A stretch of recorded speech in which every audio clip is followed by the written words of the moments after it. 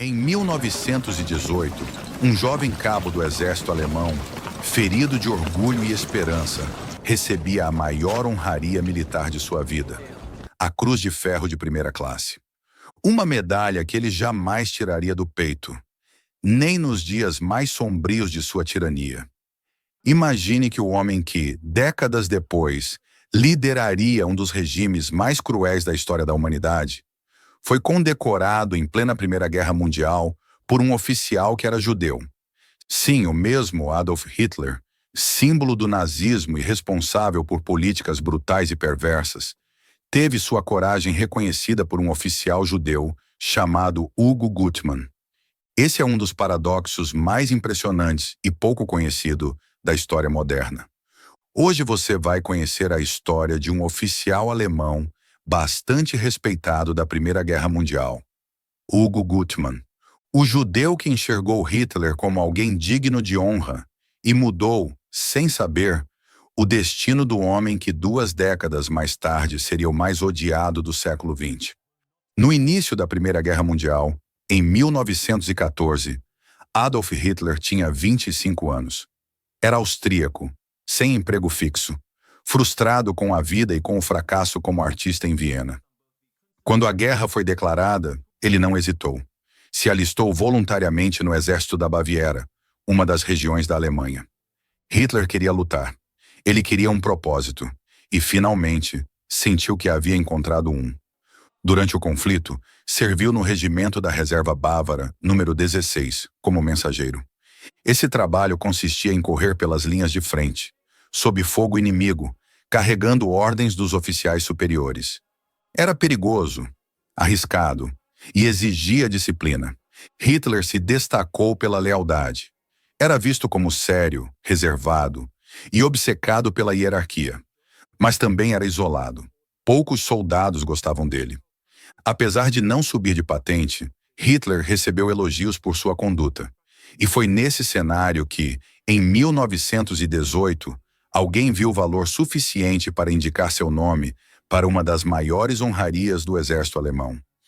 Hugo Gutmann nasceu em 19 de novembro de 1880, na cidade de Nuremberg, na Baviera, um estado do então Império Alemão.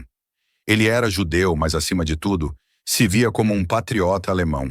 Na virada do século XX, como muitos judeus alemães da época, Gutmann acreditava que servir ao exército era uma das formas mais nobres de demonstrar lealdade ao país que o acolhia. E assim ele fez. Em 1902, ingressou no Exército Imperial como voluntário. Com dedicação e disciplina, foi subindo de patente até alcançar o posto de tenente de reserva. Quando a Primeira Guerra Mundial estourou, em 1914, ele foi convocado novamente para servir. Era oficial de regimento, um cargo de responsabilidade administrativa e tática.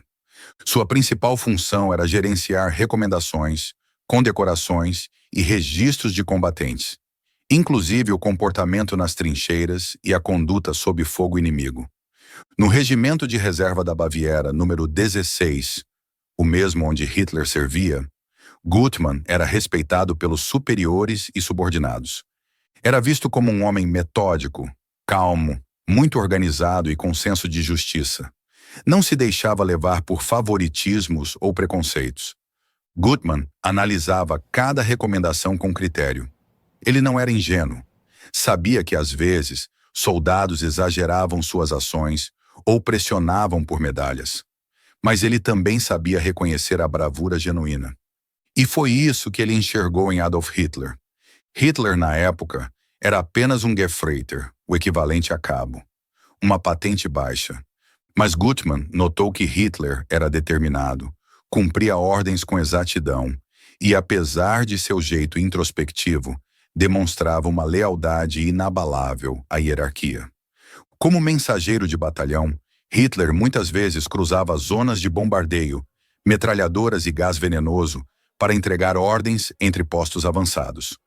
Uma função vital, especialmente durante os momentos mais caóticos da guerra. Em uma dessas ocasiões, Hitler teria se voluntariado para uma missão arriscada em meio a um bombardeio francês, o que chamou a atenção dos seus superiores. Relatórios elogiaram sua bravura e resistência. Gutmann leu os relatórios e decidiu: aquele homem merecia a Cruz de Ferro de primeira classe. Isso era extremamente raro. Apenas cerca de 4% dos condecorados com a Cruz de Ferro de primeira classe não eram oficiais. E um cabo recebê-la era quase inédito. Mesmo assim, Gutmann assinou a recomendação formal, endereçada ao alto comando da divisão. Em 4 de agosto de 1918, a honraria foi concedida oficialmente. Adolf Hitler recebeu a Cruz de Ferro de primeira classe e nunca mais a tirou do uniforme. Alguns historiadores especulam que Gutmann simpatizava com a conduta de Hitler. Outros dizem que ele apenas cumpriu seu dever de oficial corretamente, avaliando méritos e fatos. Mas o fato é, Gutmann não poderia imaginar quem aquele cabo reservado se tornaria no futuro. Depois da guerra, Hugo Gutmann retornou à vida civil. Foi dispensado com honra, com direito à pensão militar como veterano condecorado. Fixou-se com a família em sua cidade natal, Nuremberg, onde viveu uma vida tranquila como representante comercial. Com a esposa e 2 filhos pequenos, Gutmann parecia ter superado os horrores do fronte. Ele ainda carregava com orgulho o título de oficial do Exército Imperial e se sentia parte da Alemanha que ajudou a defender. Mas a partir de 1933, tudo começou a desmoronar. Quando Hitler chegou ao poder, os judeus passaram a ser vistos como traidores, parasitas, inimigos internos. De forma gradual, a máquina do Estado começou a excluir os judeus de todos os aspectos da vida pública. Foram proibidos de lecionar, de ocupar cargos públicos, de trabalhar em bancos, jornais, universidades, escolas. Leis novas surgiam todos os meses. Leis que não apenas marginalizavam, mas desumanizavam. E nem os veteranos de guerra escaparam. Hugo Gutmann, mesmo com suas condecorações, viu sua pensão militar ser suspensa. Ele foi impedido de renovar sua licença de trabalho. Sua família começou a ser monitorada. Seu nome estava nos registros. Ele havia sido oficial. Ele havia assinado documentos. E talvez, o mais irônico, ele havia assinado a condecoração de Hitler. Sim, Gutmann estava nos arquivos militares. E ao que tudo indica, Hitler se lembrava dele. Alguns relatos sugerem que inicialmente Gutmann foi poupado da deportação imediata, talvez por receio de que o nome dele como veterano caísse na imprensa internacional. Mas isso não duraria muito. Em 1937, ele foi preso pela Gestapo. Ficou detido por algumas semanas, sem acusação formal, apenas por ser judeu e ex-oficial. A pressão foi enorme. Amigos começaram a desaparecer. A comunidade judaica em Nuremberg, que já tinha sido florescente, estava em estado de pânico. O cerco se fechava. Foi então que Gutmann tomou uma decisão arriscada: fugir da Alemanha. Com a ajuda de contatos antigos do exército, homens que ainda nutriam respeito por ele, conseguiu um visto para a Bélgica. Deixou a esposa e os filhos para trás, temporariamente. Mais tarde conseguiu trazê-los por rotas alternativas, num esforço desesperado para escapar antes que fosse tarde demais. Em 1939, às vésperas da guerra, Gutmann e sua família embarcaram para os Estados Unidos. Chegaram sem fortuna, sem prestígio, sem garantias. Mas estavam vivos. Nos Estados Unidos, Hugo Gutmann adotou um nome americano: Henry G. Grant. Trabalhou como vendedor, viveu discretamente. Jamais quis buscar fama ou reparação. Jamais deu entrevistas públicas. Ele morreu em 1962, em São Louis, Missouri, aos 82 anos.